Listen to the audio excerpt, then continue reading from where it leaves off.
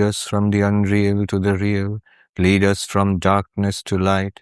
Lead us from death to immortality. Om. Peace, peace, peace. Namaste and good morning, everybody. Namaste. Happy Mother's Day. Yes. The song which you just heard, Amar Matang Hitara, it's a Bengali song to Kali, to the Divine Mother.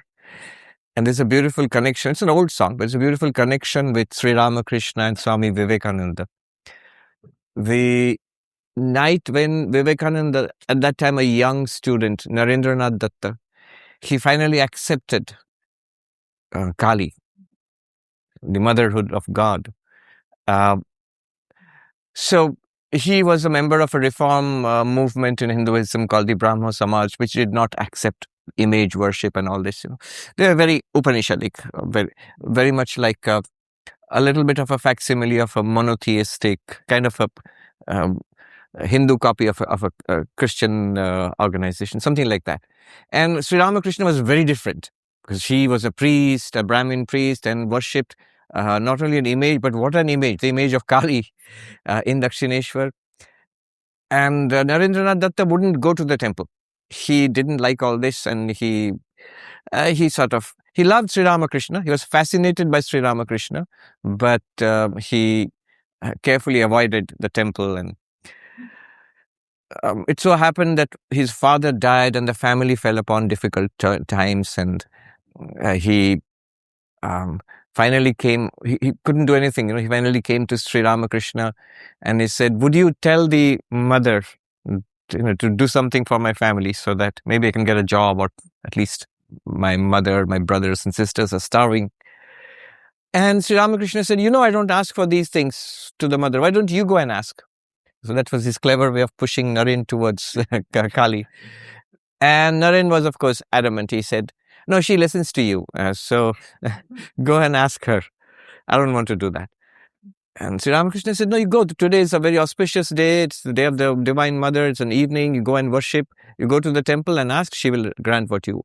So he goes, and we all know the story. Vivekananda, Narendranath goes to the temple, comes back. He sees there the living presence in the image, the living presence of the mother. And he's so intoxicated by it, overcome by it. He comes back, reeling, and Sri Ramakrishna said, what happened? Did you ask for money? He said, I saw this. He explained what he saw. And Sri Ramakrishna says, yes, but did you ask for money, or did you? He said, no, I only asked for devotion, for surrender, for knowledge, for renunciation. Sri Ramakrishna said, oh, how foolish. Go, there's still time. Go and ask for money. And he sent him back a second time. Second time also he came back. The same thing happened. It was a test. Even under very difficult circumstances, this very promising young man was so spiritual, but under very difficult circumstances, did he still want God, or did he want the world? And a third time he sent him. Third time, Narendranath Datta, Vivekananda came back and said, I know it's your play. You're doing this. And then Sri Ramakrishna actually, he relented and he said, all right, this much I can say, that your family will not, your mother and brothers will, your siblings will not want for plain food and clothing. He didn't say they will become millionaires or billionaires, but they will not be in want of plain food and clothing. This much I can say. And that's what happened actually. But that day, there was a great transformation in Narendranath Datta. And it's Sri Ramakrishna narrating afterwards. The next morning when people came to visit, they saw Narendranath Datta sleeping. He had been awake the whole night. That whole night he sang this song. Matang Hitara. Basically, it means, my mother, you are everything. So, and Sri Ramakrishna predicted that he would teach the world. He even wrote it down in charcoal that Naren Shikhe Deve, Naren will teach. And Narendranath said, I won't. I won't do all these things. And Sri Ramakrishna said, your very bones will do it. Because it is the mother's work. You have been brought here for the mother's work. And that's what he did. That's why we are all here today. The Vedanta Society of New York and all across the world, whatever we are seeing. That was That was Narayan, behind him Sri Ramakrishna, behind him Kali. And Narayan was convinced that Sri Ramakrishna was Kali. I'm quoting him directly now, Vivekananda. He says, he was Sri Ramakrishna. He was Kali. I'm convinced of it. Kali worked up the body of Ramakrishna for her ends. These are his exact words. And paraphrasing him, another place Vivekananda says, in this universe there is this great power, God, the omniscient, omnipotent power, which thinks of itself as female. That is Kali, as the mother of all. And Vivekananda worked all his life, short life, 39 years. On the last day of his life, last day, the very last day, just a couple of days before that, somebody had said that Sri Ramakrishna used to say that you were one of the 7 immortal sages come to this world to help him in his work. And he told us not to tell you ever these things. I don't know who was the person who said, had the brilliant idea of telling Narayan. And that person asked Vivekananda, do you know who you are? And Vivekananda said very seriously, gravely, I know now. Now I know. Few days after that, that 4th of July, and that was also deliberately chosen because he loved the United States, loved the idea of freedom and what the United States stood for, which we see here as a secular ideal, the ideal of freedom, but he saw it as a spiritual ideal. He saw the spiritual heart of America. He chose the 4th of July, the day of liberation. And that day, he passed in the evening. But in the morning, he went and meditated as you would, but for an unusually long time. And he closed the doors of the shrine. He wouldn't allow anybody inside. He worshipped and meditated for a long, long time. And they heard from outside him singing in a plaintive voice again and again and again this song on the last day of his life. And in the evening, he was gone, in the evening vespers. Mother's Day, we pray to the Divine Mother, Mother of the Universe, to Ma Sharada, the Holy Mother here, to bless us all. It is said God doesn't have grandchildren, so we are all the children of God. Everybody is the child of God.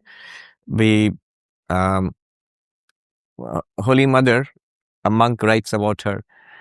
When he first went to meet her, he was really taken up by her love, her affection. And he said, who are you to me? And she says, I'm your mother. Says, are you really my mother? It's just like a way of saying it that you're my mother. In Bengali, patanoma, like I accept somebody as my mother. Said, no, I'm really your mother. I'm your real mother. So we pray to her to bless us all, to protect us, give us the boon of spirituality and spiritual advancement and liberation, and let us have firm faith in her and hold on to her in life. The first question is from Raja. I'm a long-time listener and I thank you for all that you do. My hearty gratitude. I have learned both Vipassana and yogic meditation and I practice them regularly. My question concerns Buddha's claim about anatma, which seems to challenge the idea of Atman. I listened to your talk about Shunyam and Punam on this topic. The question is whether Buddha refutes a strawman argument when he says there's no Atman. Ultimately, Advaita and Buddhist framings agree there is no thing. Then how does the claim of Atma stand up to scrutiny? All right, this question is a fundamental question about the difference between Buddhism and Hinduism. One of the main bones of contention is the self, the soul, the self, the nature of what we are. If you look at, in general, the Hindu schools, the various schools of Hinduism, they all seem to say that there is a self, we have a soul, an atma, an immortal self. We are not the body, not the mind, the Buddhists would agree, but we are the self.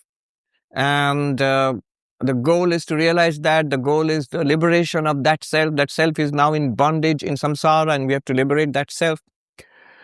So this is the so-called Atman theory or Atma. Atma simply means self. I, yourself. And the Hindu philosophies, all of them, schools, all of them agree on this. But the nature of what this self is, they differ wildly, very, very sharply from each other.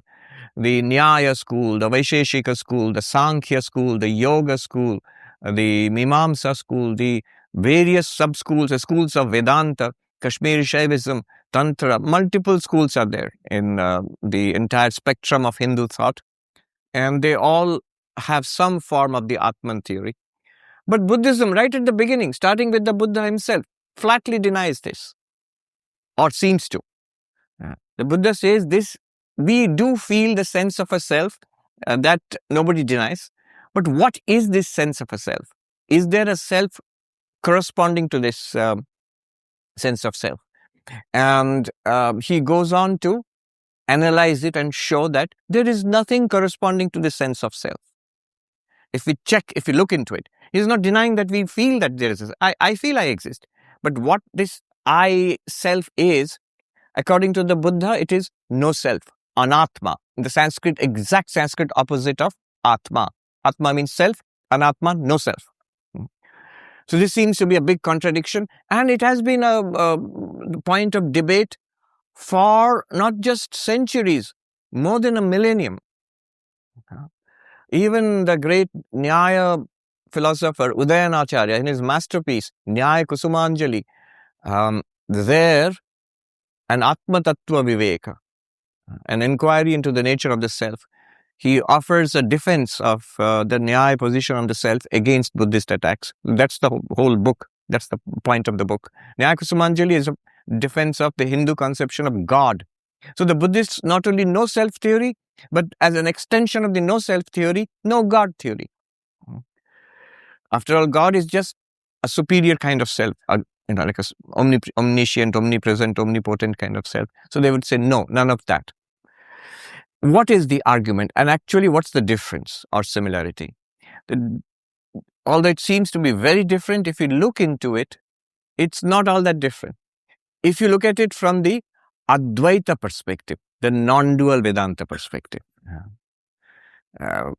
From the other schools of Hinduism, the difference is stark, the dualistic schools. But from the Advaita Vedanta school, the difference is not as sharp as one would think. Let's see how. Why did the Buddha say something as startling as there is no self? Because we think there is.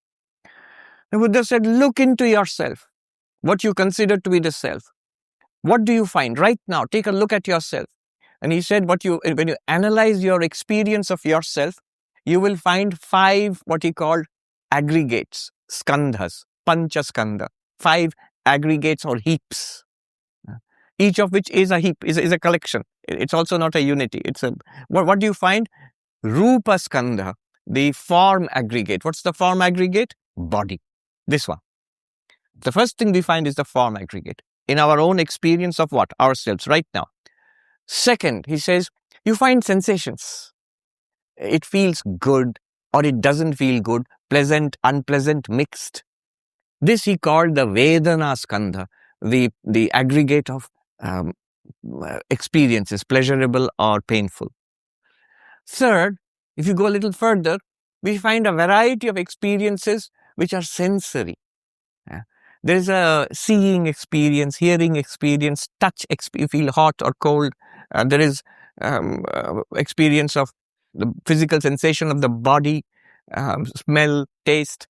So the 5 sensory experiences, all of them he put under one aggregate called the Sangya Skandha, the aggregate of sensory experiences. And then if you go a little more deeper in our own experiences right now, not body, not the sensory experiences, not the pleasure or pain feeling right now, or mixed feelings right now, deeper inside we have thoughts, we have memories, we have ideas, we have knowledge. All of that he put under what he called the samskara skandha, the aggregate of mental conditionings. And finally, we have awareness. We are also aware. Right now, we are aware. So that awareness, In every experience, there's a flash of awareness. Continuously, it increases and decreases. Have a cup of coffee, you feel more aware. Feel sleepy, you feel less aware. You go to sleep, you lose awareness, or you take give an anesthesia, lose awareness. But that flash of awareness, which is lighting up our experiences right now, so we call it Vijnana Skandha. And none of them are the self. None of them are the self. They come and go. Together, they generate a sense of a self.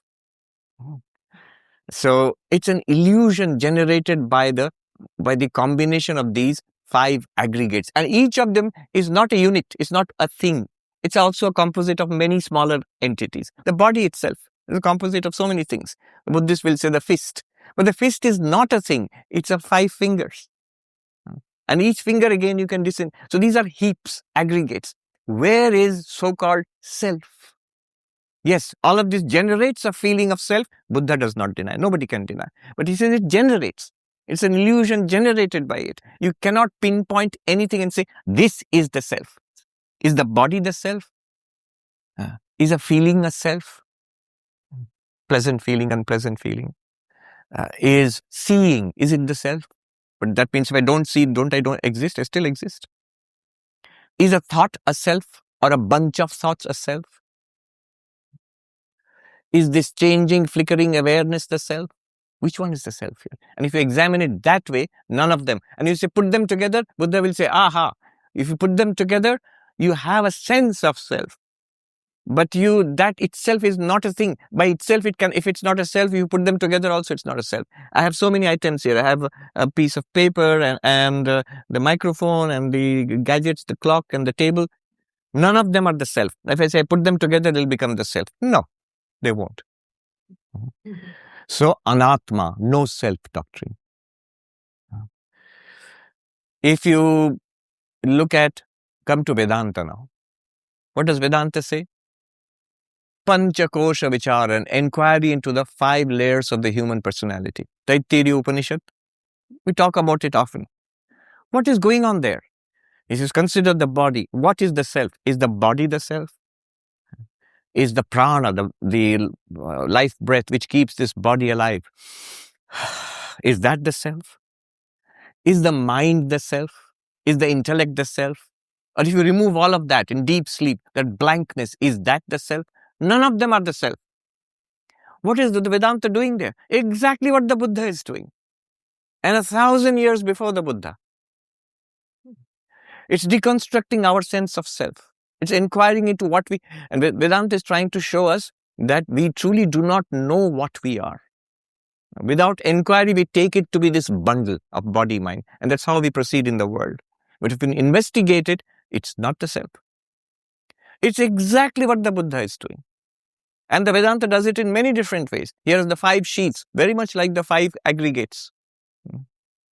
Or the 3 experiences of waking, dreaming and sleeping. Jagrat, Swapna, Sushupti. 3-state inquiry, avasthatraya vichara. Or the inquiry into the seer and the seen, drigdrishya viveka. Vedanta does this. And all of them are meant to do exactly what the Buddha did. To show us, to dissolve our sense of a concrete self in the body mind. It's not here. But what Vedanta does further, it says that to which all of these are appearing, including the little flashes of consciousness, that to which all of these are appearing, that is the self. But these are being experienced, and they are not experiencing each other.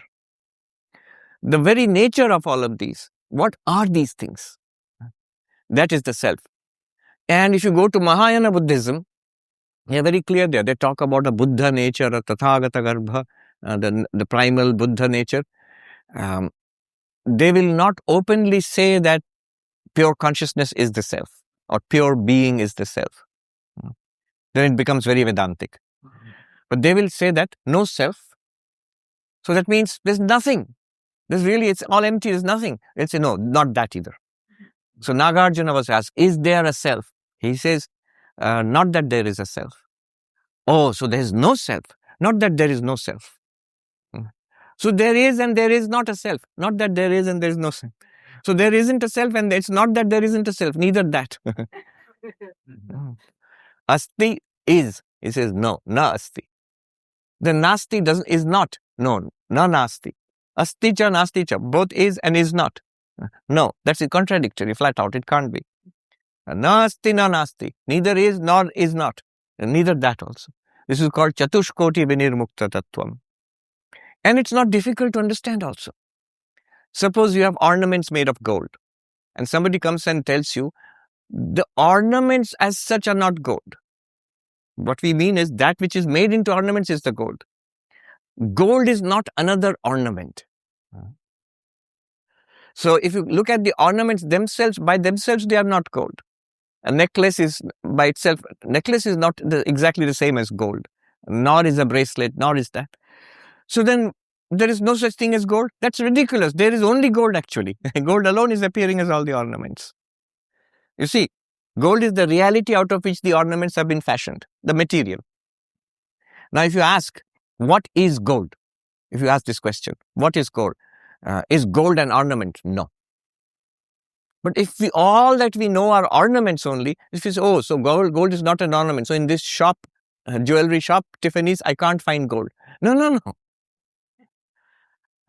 It's not that gold does not exist here.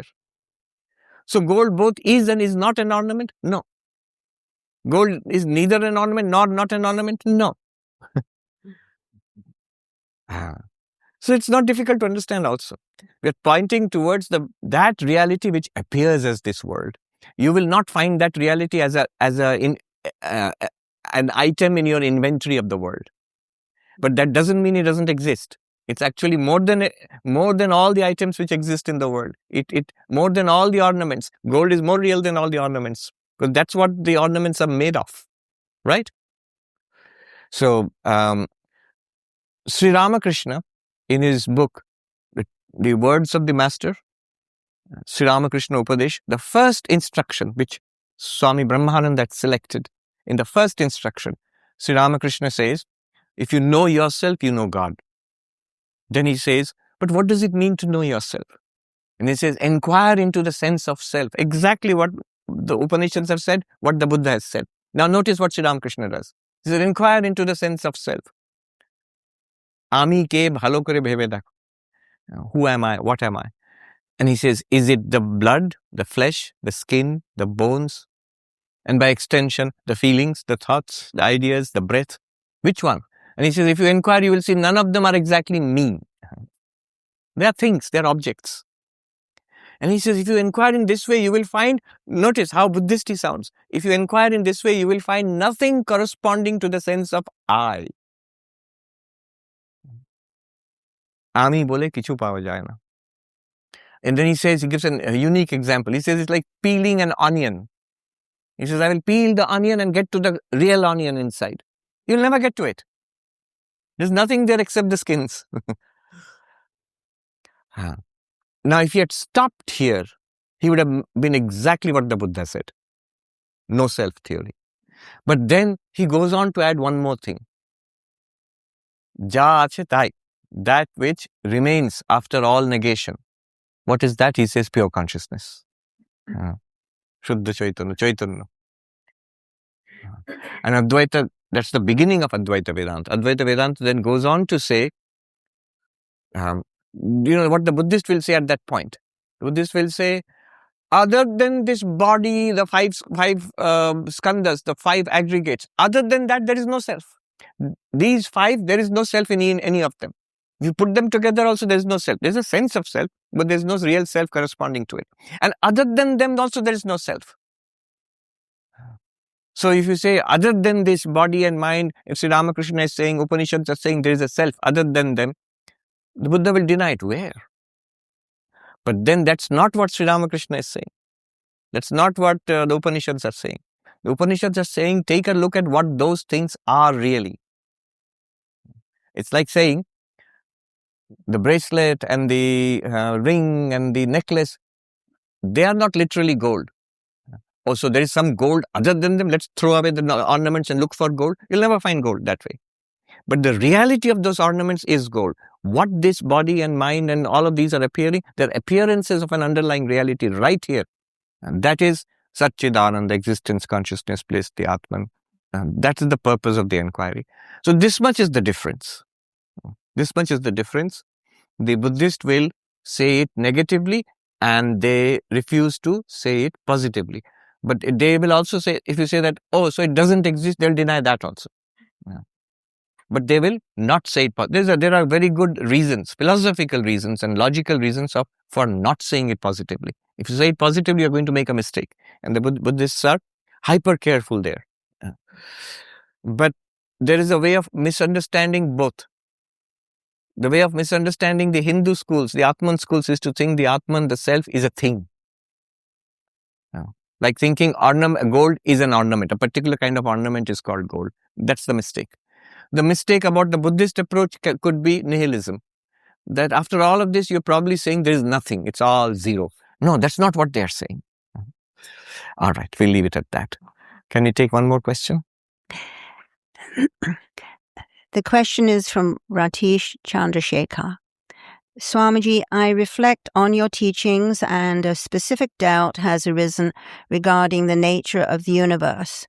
You have beautifully explained how witness consciousness is the underlying reality in all living beings. I can now relate to every living being in this world, seeing the same consciousness present in all. However, this leaves the category of non-living beings or inert matter. Do non-living things also have consciousness? From the perspective of Advaita Vedanta, how should we understand the existence of inert objects? If everything is Brahman, how do we explain the apparent lack of sentience in the material world?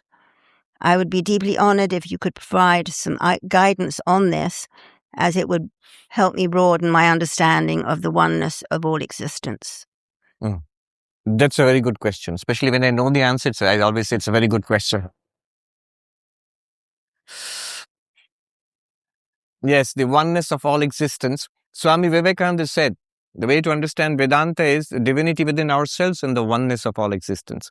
But he says the oneness of all existence, the problem with that is there seems to be two kinds of existence. I sort of understand when you say that you are consciousness. Yeah, I am aware, or I am awareness, I am consciousness. Vedanta, what Vedanta is doing is, generally we don't doubt that we are conscious. We are all conscious. But the question becomes a little more difficult when you say you are consciousness. You see, when we say we are conscious, what we mean is, I am a bundle of body-mind consciousness. There's a body here and I feel the mind. And if you want to distinguish awareness from the mind, I can do that also. But I feel I am this bundle. I am a body with consciousness. Vedanta wants us to say you are consciousness with a body. Notice the language of the question. Do all the non-living objects also have consciousness? Or should we say the objects have consciousness, or consciousness experiences the objects? Are there, first of all, there are objects and they're all filled with a little bit of consciousness, a drop of consciousness in each of them? No. It's like saying, do all the ornaments have gold? Do the ornaments have gold? That's a strange way of speaking. The ornaments are made of gold. It's more like the gold has the ornaments. What is more, if you touch the ornament, what are you touching? You're touching gold. If you touch the table here, what do you say? Touch wood. It's not that, it's like saying, does the table have any wood? But this is a wooden table. It's all wood. It makes more sense to say, does the wood have a table? So, this is the question.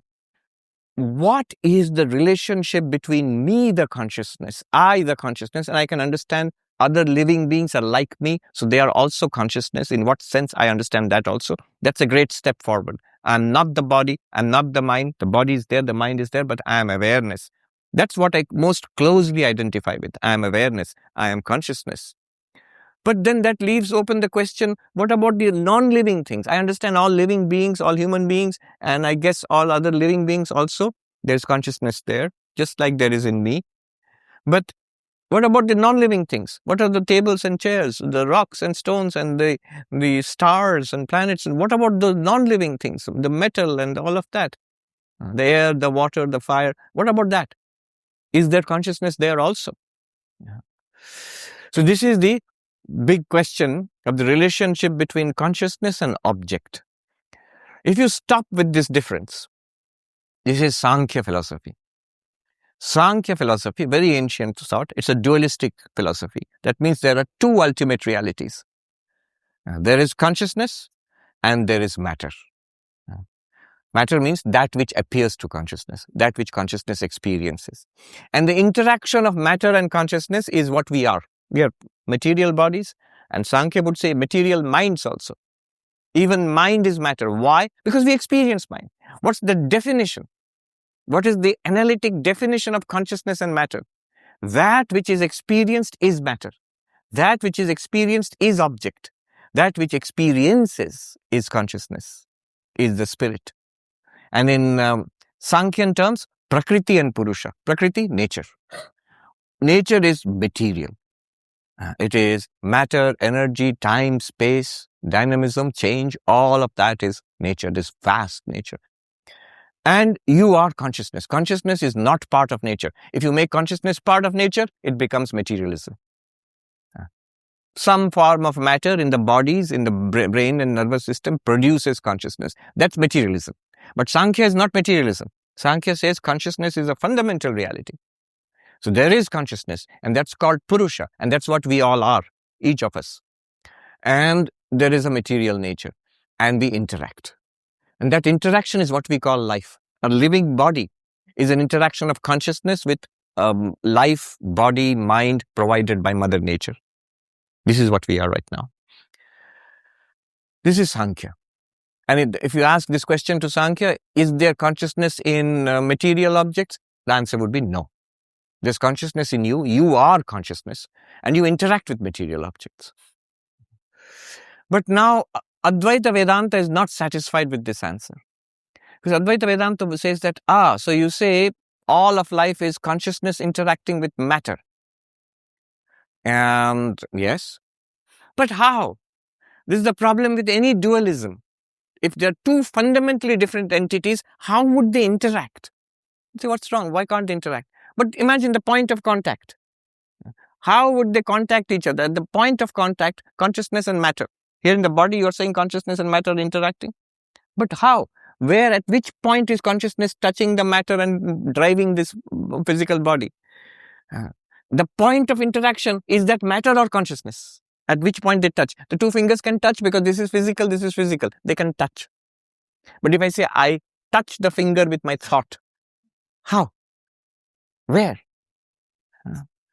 So, two utterly different realities cannot interact. If they're interacting, they must be of the same kind of reality. Advaita Vedanta starts with this insight. Shankaracharya says that these two realities, which he labels as I and you, they are opposite, like light and darkness. And they can never interact. But all the time they are interacting. They are exchanging properties. Where are they interacting? Here, I am this body. I, the light, the consciousness. But I'm saying I am this physical body.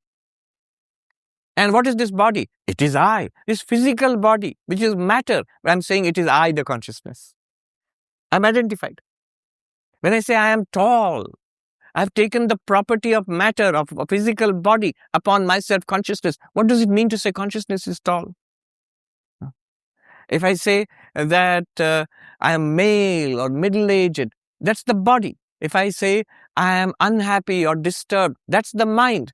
I'm taking the properties of the mind upon myself. Not only that, I'm putting myself into the body and mind. Because you say this is a living body, this is a conscious body or a conscious mind. Consciousness has been transferred to mind and body. How is this happening? Shankaracharya asked. Because he said it should be impossible. And yet it is happening all the time, all over the world. Everything is this interaction, as the Sankhyan said, interaction of consciousness and matter. How is this happening? He asks this fundamental question. He says it's possible only if they're not different. And they can be, then it means, he introduces his great insight. He calls it adhyasa, superimposition, theory of superimposition. That means, although they appear to be different, one of them is an appearance of the other. Two utterly different things, and yet they must be same somehow. In that case, one must be an appearance of the other. It appears to be different, but it's actually the same thing. This is called adhyasa, superimposition. Now, which one is real and which one is the appearance? The materialist will say, we are saying the same thing. The materialist today will say, we are saying the same thing. We're just saying matter is real. And your consciousness is a byproduct, epiphenomenal. So everything is matter and therefore they can interact happily. Somebody brought it to my note. 3 people have sent me that article. Carlo Rovelli wrote an article, There's No Hard Problem of Consciousness. People are thinking, now see, he is contradicting what you said or what David Chalmers said. But I knew that because he is a physicalist. From his perspective, see, when I quote somebody, it doesn't mean that I agree with everything they say and not that they agree with everything I say. But there are insights to be learned from there. Why I quote Carlo Rovelli? First of all, he's a superb writer, an expositor of quantum theory. Second, because his understanding of quantum theory is very much like the Buddhist, the Nagarjuna's understanding of the world as interdependence, as emptiness. So that's interesting. And a lot of echoes of Vedanta and Buddhism in his understanding of quantum theory for that reason. But he doesn't accept the hard problem of consciousness. He tries to explain consciousness as matter, material processes, as do many. But I think that's an uninteresting solution, because there is, at one point, he will say that it's matter. How? I don't know, but it is. That's what he has said in the article. And all materialists have to say that somehow. Whereas Shankaracharya does the opposite. He says, not that consciousness is a byproduct or an appearance of matter. Rather, matter, he is bold enough to say, matter is an appearance in consciousness. Consciousness appears to itself as its own object and we call it matter. As the Professor Arindam Chakravarti said, what's the definition of an object? An object is anything that objects to your consciousness. Whatever you are aware of, it's as if it's objecting to your consciousness. See, what a brilliant description of matter. Matter is, or object is, consciousness appearing to itself. Now, what does it do? Number of things. One, it tracks our experience very well. It's literally true to our experience. What is matter to you right now? That which I experience. It's literally true to our experience. If you take the materialist perspective, it becomes very difficult. Bernardo Kastrup has given this argument. This is, if you take the materialist perspective, what happens is, we are all sure that we are conscious. I am conscious, I'm totally sure. Number one. Number two, I also think you are conscious. Like the person in the question, he says, I understand the others are also conscious like me. How do you know that? How do I know that you are conscious? Well, the argument would be, it has happened at least once. In my own case, I'm sure. You also look like me, so probably you are also conscious. So it's an argument that probably I can extend the same courtesy to all of you. You are all conscious. But third, logical step-by-step argument. Third, there is something outside consciousness called matter. These things exist outside consciousness. The problem with that is, these things are experienced only in consciousness, never experienced outside, nor can they be ever experienced outside. Experience outside consciousness is a flat-out contradiction in terms. Because experience requires consciousness. So this thing which we call matter can never be experienced without consciousness. And yet materialism claims it exists independently and separately from consciousness.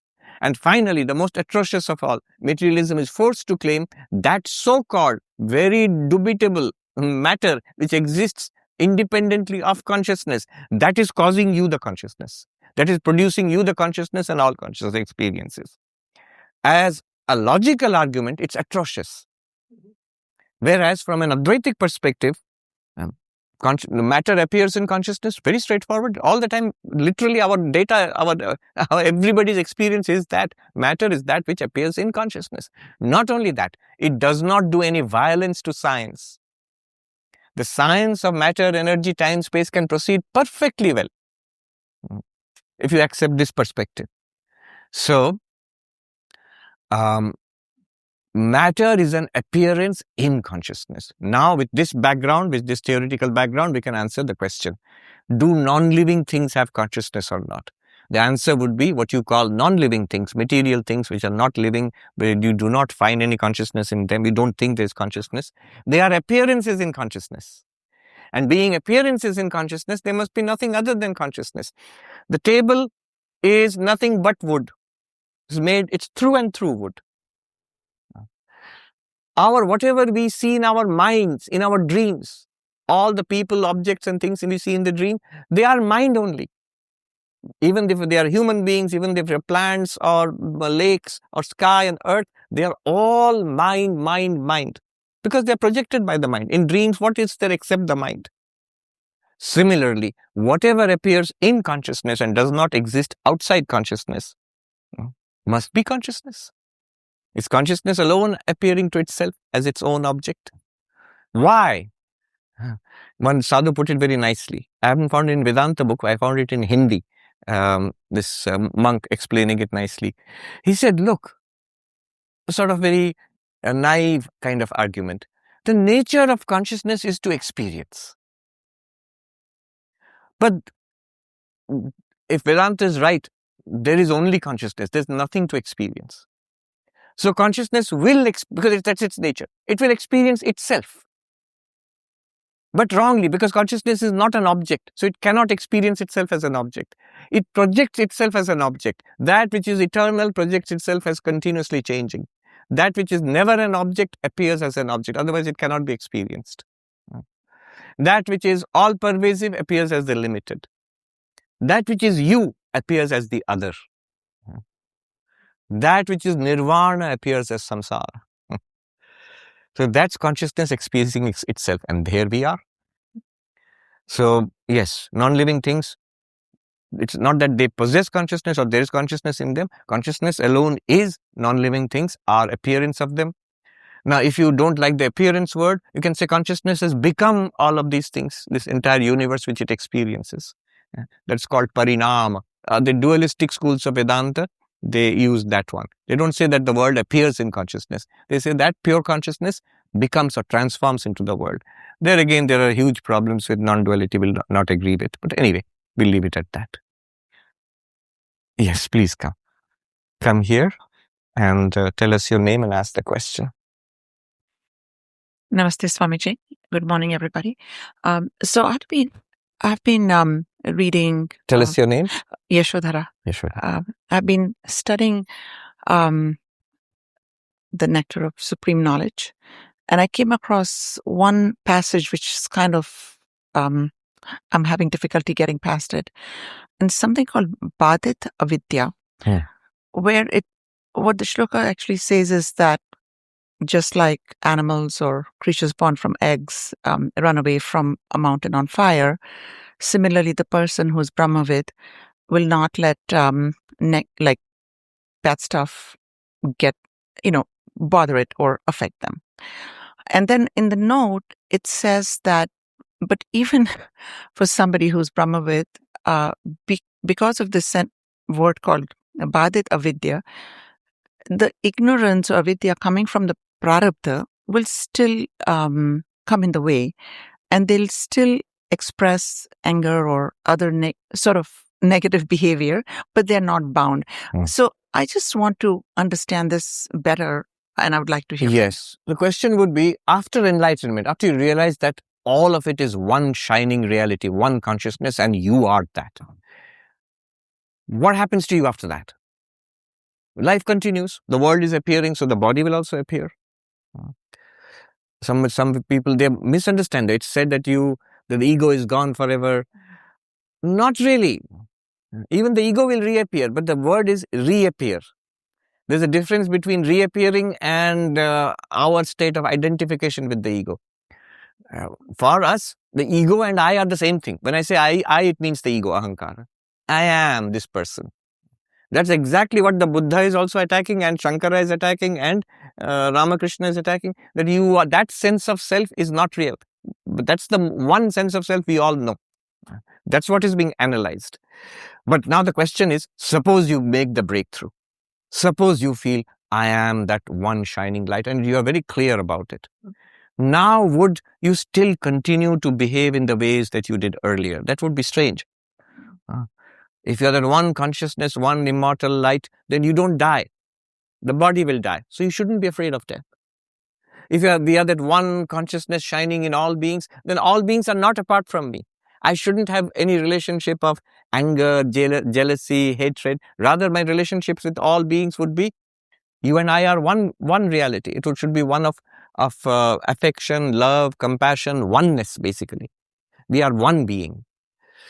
And yet, sometimes you find people who are very spiritual, advanced, and they sometimes, I don't know if they're fully liberated in life, but anyway, definitely spiritually very advanced. But they react in ways which express anger or irritation or every other human emotion. What's the difference between that? First of all, why does that happen? And second, there must be a difference between that and us. Otherwise, what's the good of knowing that you are Brahman or Atman? That's uninteresting. In Hindi, a monk said, "Rota hua gyani kisi ko pasand nahi." A whining enlightened one is not very appealing. I'm enlightened. I realize I'm one with God, but I have this whole list of grudges and complaints, and that is not very edifying. But why does that happen? So what's the difference? There's so many such examples.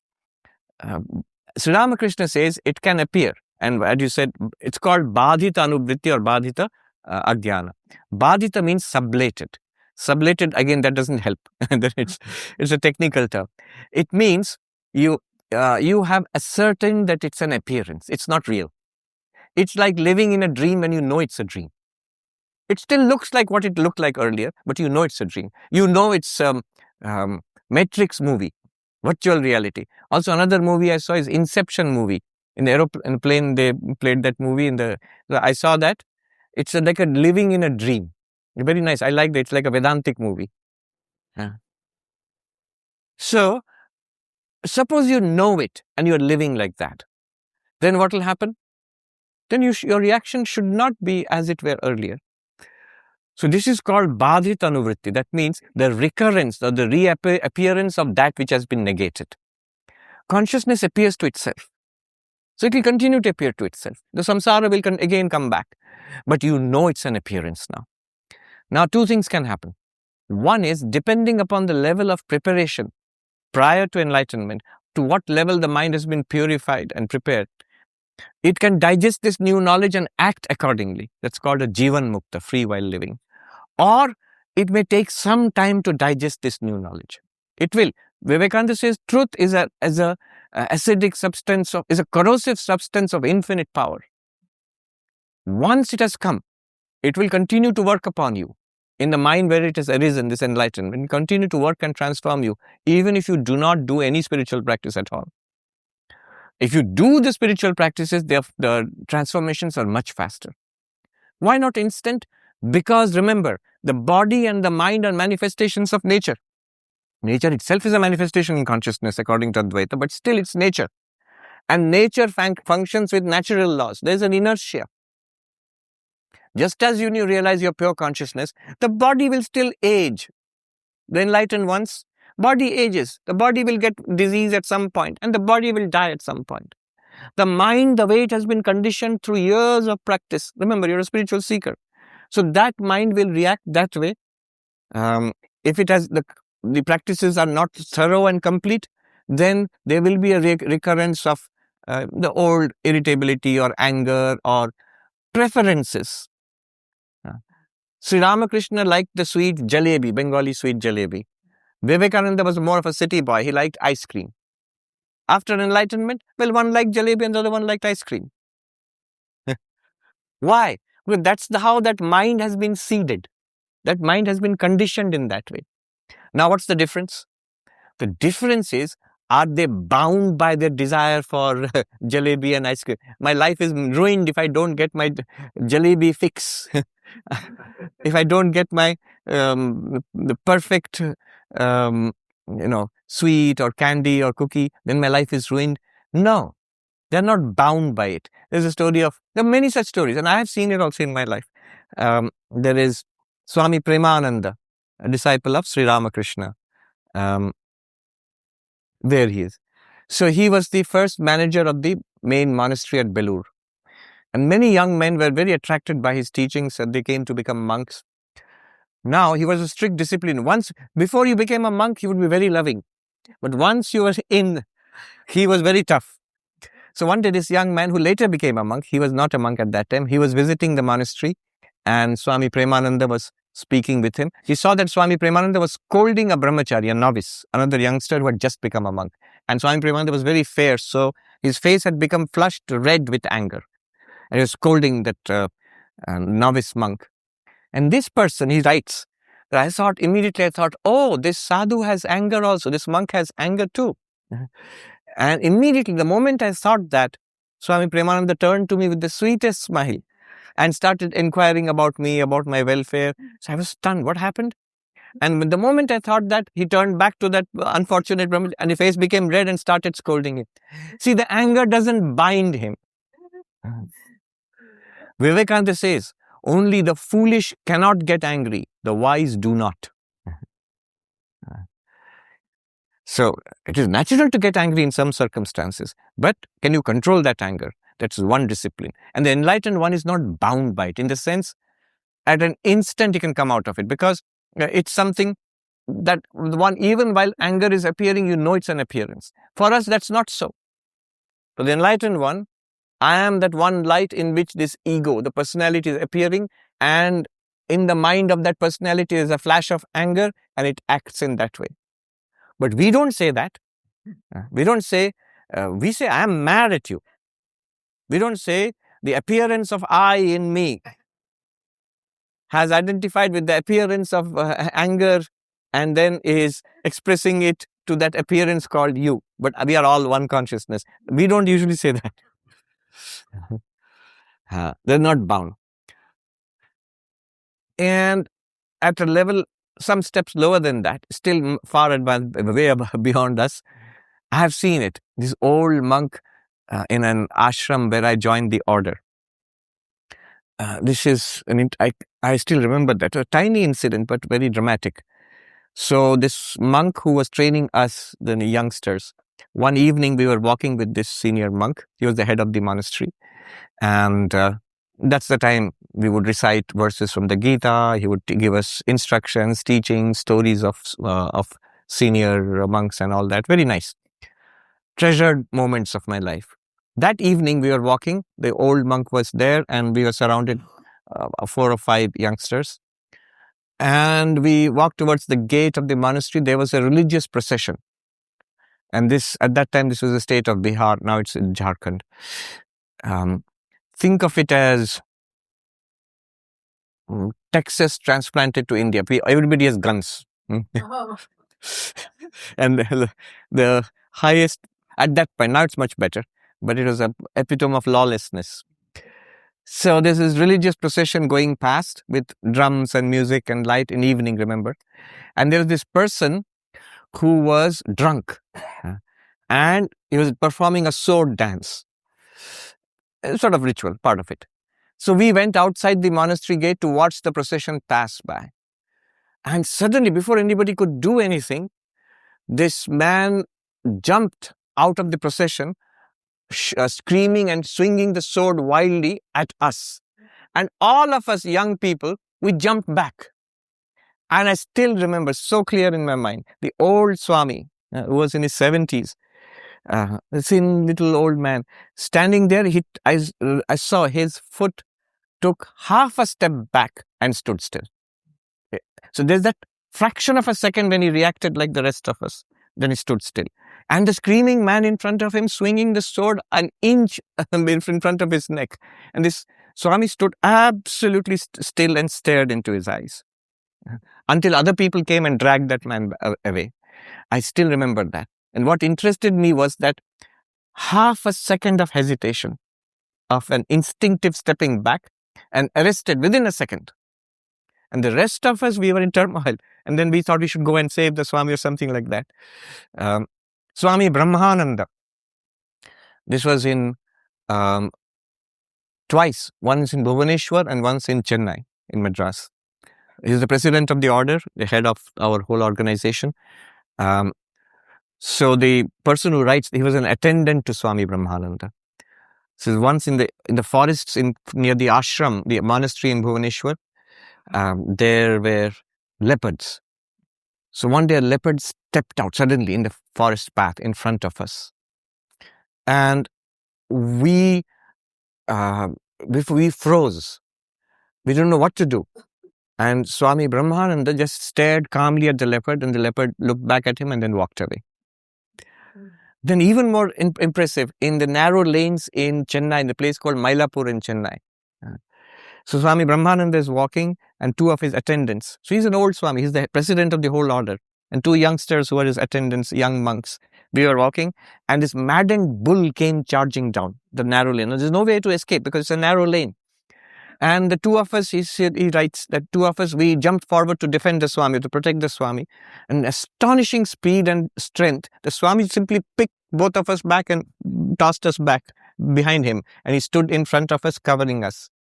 And the bull lowered its head and swung its head from side to side and then calmly trotted away. Yes. So see, that reaction. There might be a hesitance moment, but they overcome it. Now, in the simplest, maybe a little silly way, a very senior Swami, I saw him in our main monastery about 25 years ago. A young person had come to be a monk.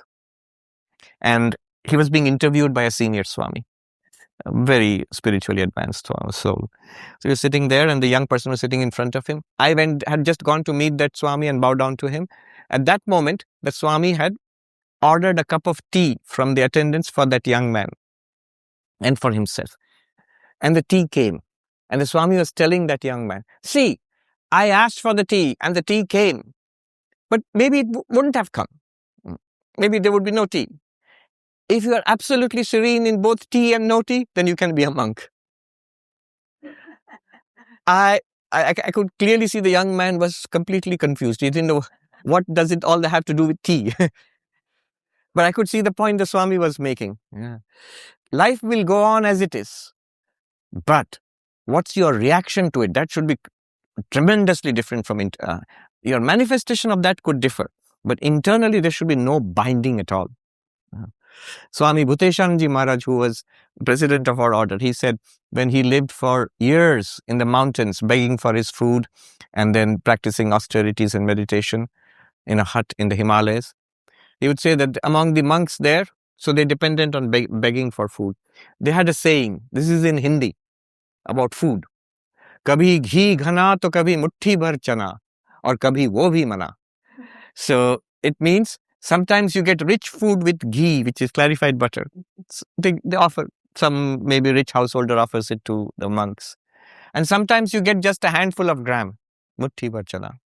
And sometimes even that is forbidden. You won't get anything, no food that whole day. And if you're equally serene in all three, then you're qualified to be a monk. If you do get upset, if you really delight over the nice food and get upset about the bad food or no food, then you're not qualified to be a monk. So this is the recurrence, the reappearance of that which was negated. It's a very technical, dry way of putting it, but when you see it in action, it's amazing. I've seen it so many times. The effect, I don't know whether they were enlightened or not, but clearly the effect of spiritual practice to change our reactions to the world. Yes, it's a good question. One more person from there. Yes, please come. Tell us your name and ask the question. Pranam Swami. My name is Arnab Chatterjee. My question is about truth, and the Upanishad says that, ekam sat vipra bahudha vadanti. The truth is one, the wise speak of it differently. Speak differently. It's right there.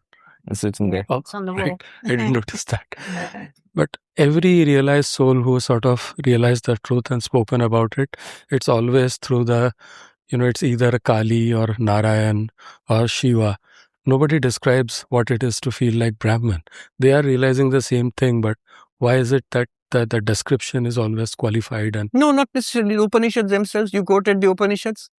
So the Upanishads are the teachings of enlightened ones. So they are talking about Satchidananda, Satyam, Jnanam, Anantam, Brahma. Brahman is infinite existence, consciousness. You yourself quoted Ekameva Sat, the truth is one without a second. So those are all teachings of the sages of the Upanishads. It's true. Yes. So the enlightened ones can describe it as impersonal, like the Upanishads, or they can describe it as a personal deity. Sri Ramakrishna did both. For him, God was always Mother, Kali, but also the Nirguna Brahman. For him, Kali had those two different aspects. One was formless, impersonal, pure consciousness and being. Other one was the blissful, divine Mother, personal. Just as each of us, we have two sides. We have a body and a mind and a personality. But we are also consciousness itself. Impersonal principle with a personality. Now you can stress the personality and exclude the impersonal principle. Then you get the dualistic religions. Yeah. You can stress the impersonal and exclude the personal. You'll get something like Advaita, Sankhya. You will get some yoga. You will get something like Buddhism. So yes. Thank you.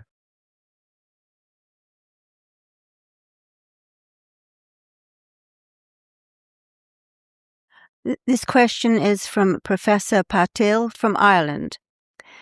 Dear Swamiji, I trust this finds you in the best of health and spirits, as do we all. With regards to the various states of consciousness that have been outlined in the Vedas and the Upanishads, I have some queries regarding the waking state, which according to that framework is also a type of dream. In this regard, the waking state, to my understanding, has the following unique properties. It maintains a degree of continuity so that objects remain where they are and reference points do not change illogically within it over a span of time, distance, or memories. It bears a degree of sharing so that individuals who are not connected to each other share the same sensory and external experiences, although they have no framework provided by the other person. It influences our sleep and dreaming states, whereas the reverse is not true. Hence, it is often the case that what we perceive during the waking state is processed to a degree in our dream state, whereas our dreams are not processed during our waking state. These 3 points cause me confusion because the implication is that the waking state is not only much larger in content and duration than the other states, but is also materially different from the other two. Please clarify. The first point was that there's a continuity. Yes, I remember. Yeah. So here's this question. The Mandukya Upanishad, for example, equates the waking and the dream states. The dream is a dream and the waking is also another kind of dream. So there are only two states. There's a dream and there's a sleeping. Sleep is deep sleep and waking and dream are both kinds of dreams. Now he says, but that's not true. The waking state is clearly different from the dream state. Why? He gives 3 reasons.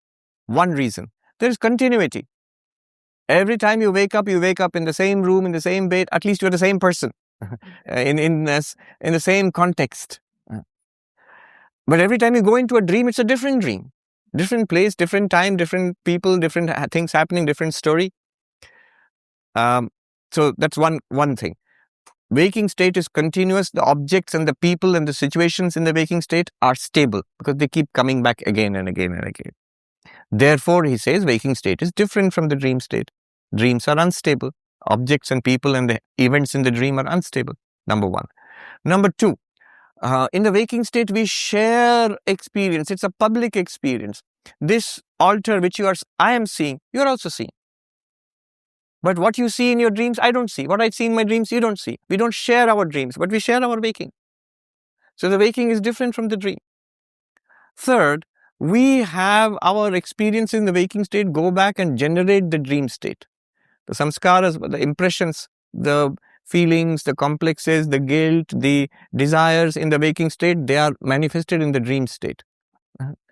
So, but not the other way around, generally. So, for these 3 reasons, he says, they are not similar, waking and dream. Rather, the waking seems to be, as he said, a larger context, a reality, and the dream is a dream. So this is real, and the dream is just a dream. What would you say to that? I would say, oh, wonderful. What is the phrase? Knock yourself out. Go ahead with this. This is one approach in Vedanta called Srishti Drishtivada. There is a world which is created, and into that world we come and then experience the world. From here, if you start, this is a very common sense way of looking at it. If you start from here, can you have Advaitic realization? Of course. It'll be a little bit of a scenic route, but of course you can still have it. And there is pure consciousness with Maya, which we call God, who has created this universe. We are pure consciousness limited by avidya or ignorance. And there are many of us. And we keep going back and forth in this world and other worlds. And then we shall have to strive for our enlightenment, to realize that this world and our bodies and minds is an appearance made by Maya. I am pure consciousness. And that pure consciousness, which is God, we and I are the same reality, Tattvamasi. And then, supported by meditation and devotion and purification of mind, all of that, we realize I am that one consciousness. So it's a long process. And this is called Srishti Drishtivada. Srishti means creation. Drishti means experience or seeing. Creation first, then seeing. And that's common sense. The universe was created, then we see it now. And here the waking and the dream will be different. The dream is individual, each one of us generates it. And the waking is the common waking world created by God. Each dream world is created by each one of us. It's a projection, imagination. Fine, this is exactly what he's saying. But then this is not his question. His question is, but then why, in what sense there's another approach in Vedanta, Gaudapada, Mandukya Karika. It says that waking and dreaming are same. You have to treat them as both as dreams. But I can't. I cannot, because the waking is clearly different from the dream. Why is it clearly different? Luckily he gives 3 reasons. So what are the reasons? Not only there are 3 reasons, there are many reasons, and all of them can be cut down. So first, let's take this one up, continuity. There is a continuity in the waking state. There is no continuity in the dream state. Each dream is different. But that's what you're saying from the waking state. In the dream state, we never ever feel, oh, it's just appeared, it must be a dream. In the dream state, it feels like waking. This is a universe. It's been there for billions of years, and I've been born here, and I'm interacting with these people. This is my world. This is my job. These are the people I know. And there's a vast universe here, which I guess has been existing for billions of years. That's what we feel. Do we ever feel in the dream, this is a flickering, illogical thing? It must be. We don't. If we did that, we would wake up immediately. So, this idea of continuity, it's there in the dream also, if you are in the dream. When you come out of it, yes, you see, oh, there's a discontinuity. Other way around, let's take another argument. Suppose we have, a person has a strong case of Alzheimer's, forgetfulness, and the person forgets what happens just now, short-term memory is gone. And every night they have the same dream recurring. Now, from their perspective, the dream is continuous. Every dream is the same dream, but every day is a new day for them. Will you say then that the waking is a dream and the dream is waking? No. Continuity is not an argument. Continuity, the feeling of continuity is not an argument. It is equally there in waking and dream. It can be absent in waking and dream. Just because I forget everything and there's no continuity, it's still the same waking state. I just have Alzheimer's. I don't remember anything. So, this is the first argument. It doesn't stand. Continuity doesn't ensure that waking is different from dream. Second argument, shared experience. We all experience the same thing. And you can say that you don't see my dreams, I don't see your dreams. But this we all see. But this is true in the dream also. If you're sitting in the park and having a cup of tea with a friend, and it's a dream, suppose, with a friend, the friend will say that, I can't see the tea, it's in your mind. What park, it's all you are dreaming it. How will I drink the tea? I'm not in your dream.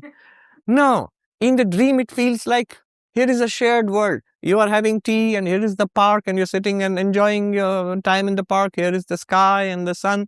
And your friend also sees the same sky and sun. And there seems to be a common experience in the dream. Nowadays, we understand it with shared virtual realities. When you enter a virtual reality, you will see everybody who's in that virtual reality will see the same virtual reality. That's because it's projected by a computer. Similarly, in the dream, every individual, including you and everybody else you meet, they all have the same reality. So shared reality is not an argument for waking is different from dream. The third one was that waking, we remember the dreams, and what we experience in the waking is processed in the dream. The same one again would hold in the dream also. In the dream also you would feel, I am awake. Yeah, sometimes I sleep and I have dreams. In those dreams, whatever I experience in the waking world, that comes in the dreams. That's in a dream. Very much like an Inception movie. I don't know if you've seen it. Very interesting. I think it was a few years ago they had the movie. So yes, in the dream also it feels like the waking. And then you feel that in the dream also I sleep and I have a dream. You can have the same kind of experience. None of them actually shows you a clear distinction between waking and dreaming. These are just three arguments. If you go to Swami Nikhilananda's book on the Mandukya Karika, in the appendix, in the Upanishads, that volume, in the appendix, 10 arguments for distinguishing between dream and waking are given. And then he cuts down all 10 arguments till you begin to feel that this is also a dream probably. Okay, one more question and we have run out of time actually. This is from Hershit Magai. Namaste, Swamiji. I am a student of economics and philosophy from India. In one of your videos, you have said that to understand Sri Ramakrishna better, we should understand through the concepts of Kashmiri Shaivism rather than Advaita Vedanta. My question is, why Kashmiri Shaivism? How does it make us understand Sri Ramakrishna better? Oh, this is a new one. But this is something that I quoted once. Many years ago, the same professor of philosophy, Arindam Chakravarti, this was in 1999 or 2000. I was a brahmachari at that time, a novice. And I met him at the Ramakrishna Mission Institute of Culture in Gold Park in Calcutta. There was a philosophy conference.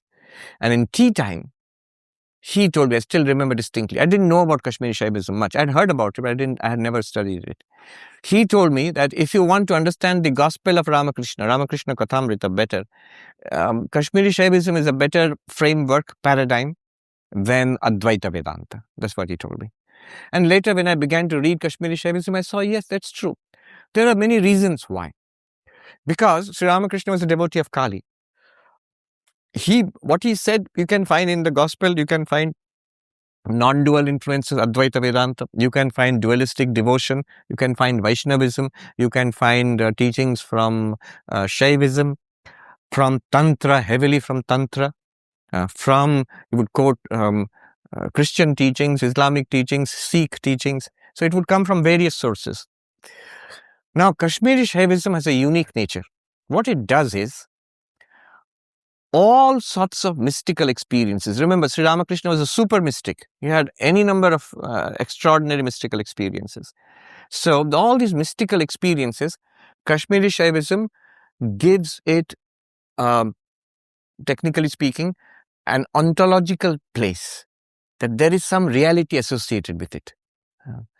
So, it makes a very complicated philosophy. Our Swami Medhananda, Ayan Maharaj, he called it a Baroque philosophy.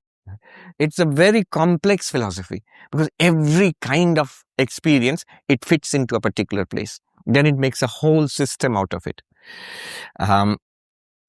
It is a metaphysics and epistemology built on the phenomenology of mystical experience. That's a mouthful, but I passed it by Professor Timal Sena, who's an expert on Kashmiri Shaivism. I said, is this a good way of describing Kashmiri Shaivism? He said, that's more or less right. That's what it is. You take spiritual practice and spiritual experience seriously, then design your philosophy around it. But that will be a very complex thing because so many mystics are there. They have had so many experiences. And it plugs it in with the basic background of Kashmiri Shaiva philosophy. It's a Shaiva philosophy, non-dual Shaivism. What does Advaita Vedanta do? Advaita Vedanta, the difference is like taking a road trip across the United States and flying Delta from JFK to LAX. If you take a road trip across the United States, you really get the scenic route. You see everything on the way. But if you take the plane, you get there much faster, but you miss everything on the way. You don't see anything except emptiness, blue skies and clouds maybe. That's it.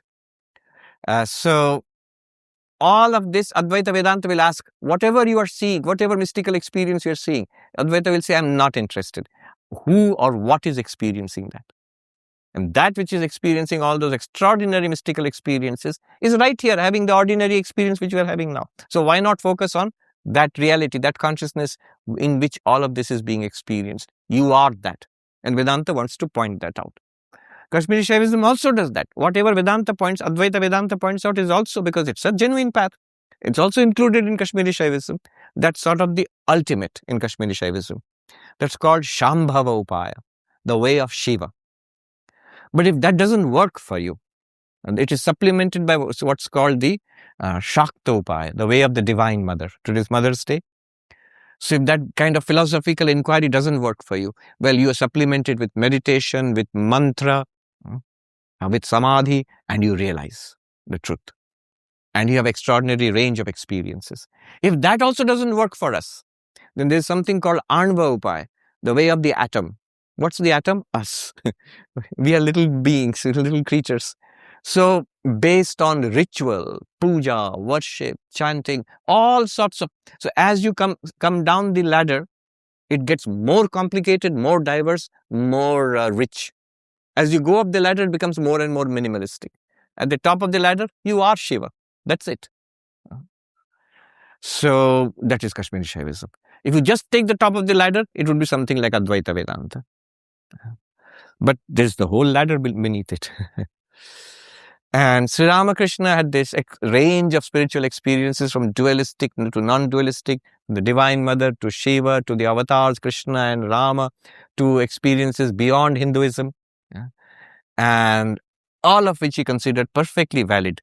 The truth is one, the sages call it variously. So that's why Kashmiri Shaivism is a much richer account of Indian, not only Sri Ramakrishna, Indian spirituality. I think that's the signal for us to stop. Om Shanti Shanti Shanti Harihi Om Tat Sat Sri Ramakrishna Arpanamastu.